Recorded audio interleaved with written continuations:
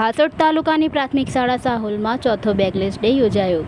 GCRT અંતર્ગત હાસોટ તાલુકાની પ્રાથમિક શાળા સાહોલમાં આચાર્ય નિલેશભાઈ સોલંકીના માર્ગદર્શન હેઠળ જુલાઈ માસના ચોથા શનિવારે બેગલેસ ડેની પહેલ અન્વયે બાળકો દફતર વગર શાળાએ આવ્યા હતા।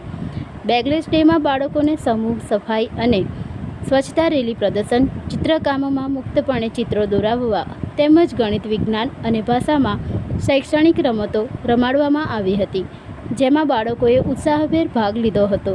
બાળકોનો સર્વાંગી વિકાસ થાય એ મુખ્ય હેતુ રહેલો છે, જેને શાળા પરિવારે ટીમ વર્કથી સાર્થક કર્યો હતો। નમસ્કાર।